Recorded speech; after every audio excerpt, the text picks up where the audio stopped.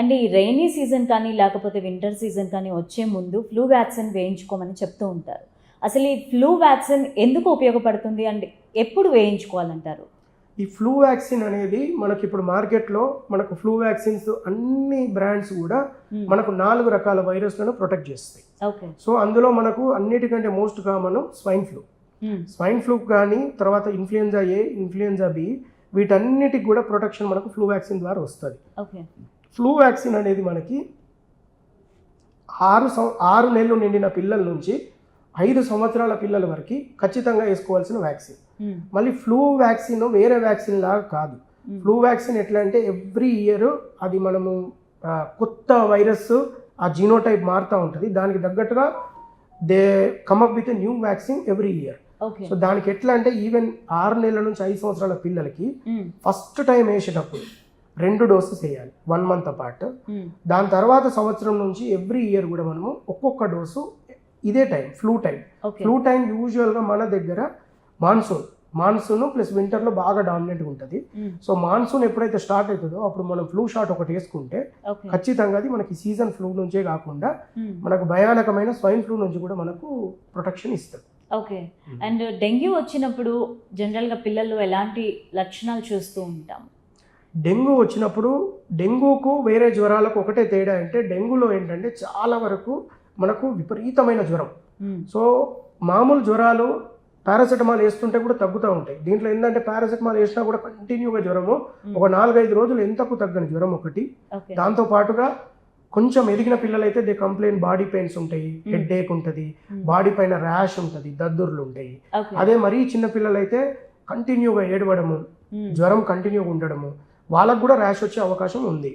So body పైన rash చూస్తున్నా వేరే ఇంకా సిమ్టమ్స్ ఏం లేకపోతే జలుబు కానీ దగ్గు కానీ వేరే ఫోకస్ ఆఫ్ ఇన్ఫెక్షన్ ఏం లేకుండా ఓన్లీ జ్వరం కంటిన్యూగా ఉందంటే అది ఈ సీజన్లో అయితే డెంగ్యూ ఉండే అవకాశం ఎంతైనా ఉంది. సో మనకి ఇలా ఏం కనిపించినా మనం ఎంత తొందరగా వెళ్తే అంత తొందరగా డాక్టర్ కన్సల్ట్ చేయడం ఇంపార్టెంట్. ఓకే. అండ్ డాక్టర్ గారు, ఈ మధ్య తెలంగాణలో మనం జేఈ వ్యాక్సినేషన్ గురించి వింటూ ఉన్నాం.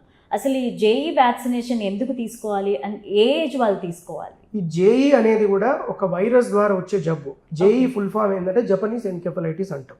జపనీస్ ఎన్కెఫలైటిస్ అంటే మెదడు వాపు వ్యాధి.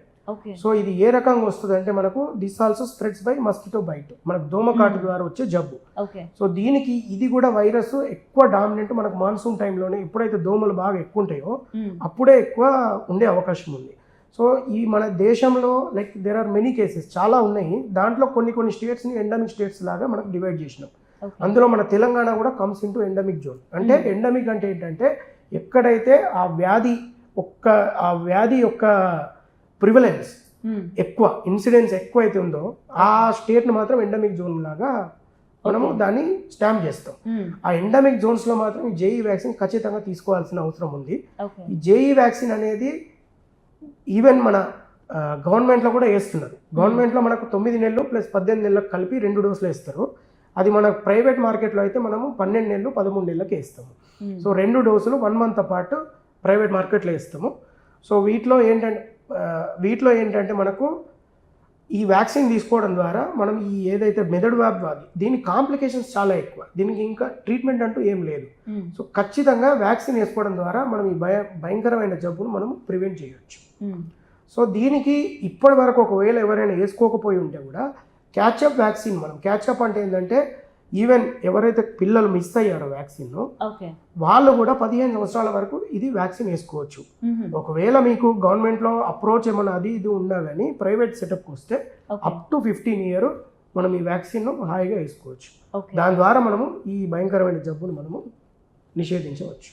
అండ్ చాలామంది పిల్లలు డాక్టర్ గారు బయట ఫుడ్ తినకుండా ఉండలేరు. ఇంట్లో అమ్మ మనం ఎంత హెల్దీగా చేసి పెట్టినా కూడా బయట తినాలనిపిస్తూ ఉంటుంది, ఆర్డర్ చేసుకుంటూ ఉంటారు, జంక్ ఫుడ్స్ తింటూ ఉంటారు.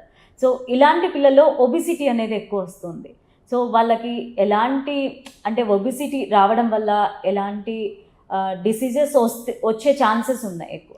మంచి క్వశ్చన్ అడిగారు. ఇది చాలా మంది ఇప్పుడు రీసెంట్గా చూస్తున్నాం. ఇది ఇంతకుముందు మన ప్రాక్టీస్లో చైల్డ్హుడ్ ఒబెసిటీ అనేది చాలా తక్కువ. ఇప్పుడు చైల్డ్హుడ్ ఒబెసిటీ ఇన్సిడెన్స్ అనేది బాగా పెరిగిపోయింది. అంటే మేము చూస్తున్నాం చాలా కేసెస్. ఇంతకుముందు ఒక జనాలకి ఏంటంటే ఒక ఇది ఉంటుండే, అంటే చైల్డ్ చబ్బీగా ఉన్నాడు, చైల్డ్ హెల్తీగా ఉన్నాడు అనే ఒక థాట్ ఉంటుండే. కానీ అది వాస్తవం కాదు. వాస్తవం ఏంటంటే మనకు ప్రతి వయసుకు కూడా దానికి తగిన చార్ట్స్ ఉంటాయి, గ్రోత్ చార్ట్స్.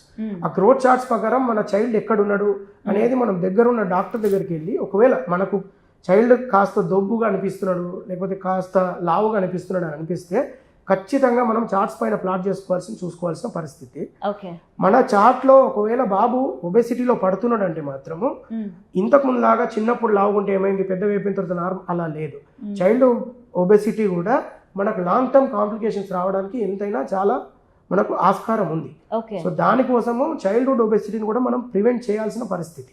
సో దీనికోసం మీరు అన్నట్టు జంక్ ఫుడ్ వీలైనంత వరకు అవాయిడ్ చేయడం దానికి ఒక సొల్యూషన్. అలా కాకుండా చిల్డ్రన్ను ఫిజికల్ యాక్టివిటీ ఎంగేజ్ చేయడం కూడా దానికి ఇంకొక సొల్యూషన్. ఇప్పుడు ఈ మొబైల్స్ కూడా వన్ ఆఫ్ ద రీజన్. మనకి ఇప్పుడు బయట ఆడుకోవడం మానేసి అందరు కూడా ఫోన్లు పట్టుకొని కూర్చుంటున్నారు. That is also not advisable. Even if you ask me, మనం అడిగితే ఏంటంటే 2 సంవత్సరాల వరకు పిల్లలకి ఫోన్ అనేది ఇవ్వకూడదు. ఫోనే కాదు, అది టీవీ కానీ ఫోన్ కానీ అది ఎలాంటి స్క్రీన్, ఐప్యాడ్ ఏదైనా కానీ మనం ఎట్టి పరిస్థితుల్లో 2 సంవత్సరాల వరకు పిల్లలకి ఇవ్వకూడదు. ఇక 2 సంవత్సరాలు దాటిన పిల్లకు మ్యాక్సిమం 1 to 2 hours అంతకు మించి మాత్రం ఇవ్వకూడదు.